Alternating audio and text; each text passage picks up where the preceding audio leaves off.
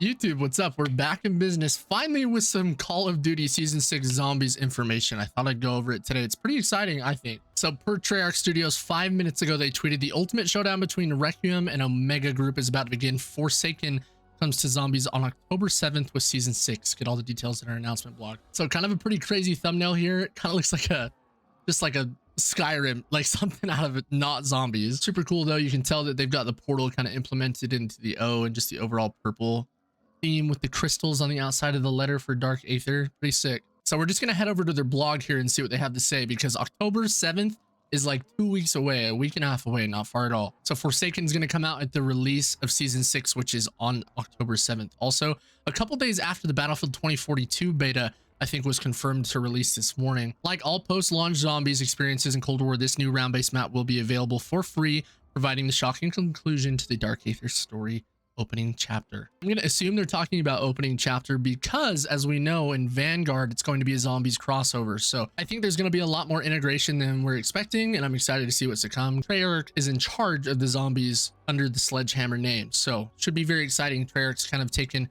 you know, sole charge of the Zombies experience. Gives us a couple images here. This reminds me of something out of Black Ops 1, almost like a crawler. It looks a lot like something from Kino. Obviously that's something on the ground. There's definitely going to be gas or something like a play count with this thing, and it's going to be annoying, I'm sure. As fans have learned in the latest intel throughout Season 5, Requiem's director has plans for Samantha Maxis, employing unorthodox methods to help her understand the power she has developed during her time in the Dark Aether.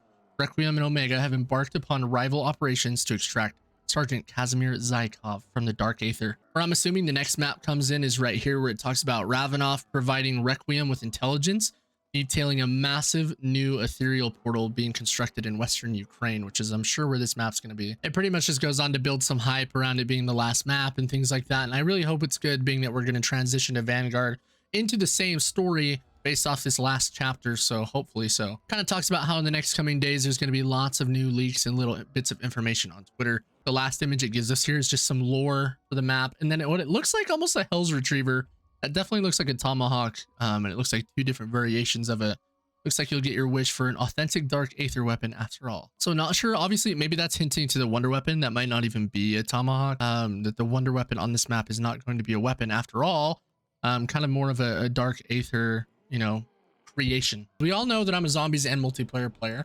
I'm gonna play Warzone, I'm gonna play multiplayer, I'm gonna play Zombies. There's nothing I'm gonna restrict myself to, because I think really their focus of this last map is going to be introducing us into Vanguard Zombies. That's just simply a fact. There's no way they'd spend all this time making a big story, you know, the last chapter that they keep talking about, and have it not tie in to their next game. Now, if you guys remember, in 2017 when we got Call of Duty World War II, which was Sledgehammer's last game, another World War II game, that's kind of when we saw a lot of the things that we're seeing in Cold War Zombies be implemented right then and there. Things like the armor station, things like field upgrades, and small little other tweaks to the game, and kind of the more dark, sinister aspects of Zombies that we had never really had before. In my opinion, the only other time it's really been dark and scary like that was the first game Zombies ever came out with, which was World at War, back in whatever year that was. And as of right now, I'm playing on the first Zombies map to have ever come out. If you guys aren't old enough, if you're not playing COD this long, to know, the machine of the first round-based map that we got this year is actually based off that starting area right out here. The tank and stuff are the outside where we spawn, and then we head inside into Nocturne, where Penthouse and stuff is above. This was a map of its own. Now, back in the day, there was more strategy that went into Zombies than there really was today. Like, you would shoot Zombies a specific amount of times on certain rounds to knife them to get the most, you know, maximum amount of points, like crazy stuff. Today, we don't really care to think about any of those things. On this map, the strategy was you never open the staircase right here. You always left that closed.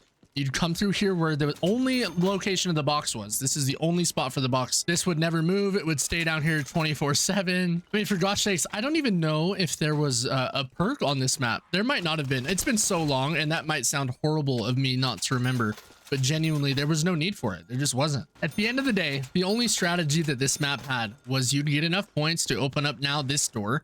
And once this door was opened, you would run to the corner of the map up where Penthouse is, or the middle floor rather, and you would put your back up against this wall, aim at this doorway and this window on the right all day, and you and your friends would sit up all night doing this, and you would never play anything else. It's all we had. Obviously in World at War, they started adding DLC and things like that that changed up the game and made it more fun and added more, you know, in-depth features that expanded the zombies as we know today. But I think that's one thing that makes round-based maps so wonderful, right? Is you really don't need much. You really just need the ability to play into high rounds with your friends and upgrade the weapons that you want and try out new ones that have different functions, right? Like, is there anything more fun in the old zombies than knowing that you want to hit the box again to get another weapon to see what it does when it's pack-a-punched? It was the best feeling ever. I've talked about this in some of my other videos, but I hope zombies goes away from having it be so easy to come in with your loadout. I love spawning in with my pistol, having to take a weapon that the box gives me and really kind of farm and loot to get better things to be better in higher rounds. I would almost like the Warzone idea of having a loadout in zombies, of getting the class that you want,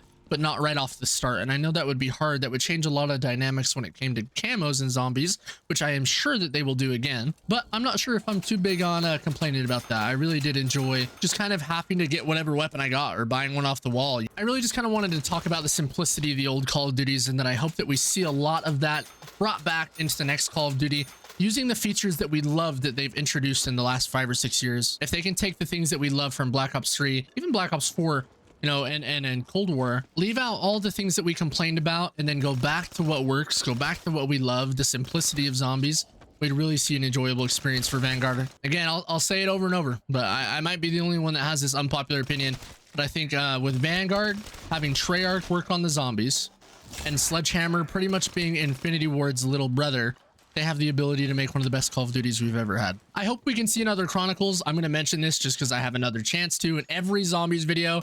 I think Treyarch needs to make zombies a standalone game mode. Okay, hello, Ray Gun. No different than Infinity Ward has done with Warzone. Infinity Ward took Warzone away from Treyarch. Treyarch had Blackout, but they've decided to stick with Warzone.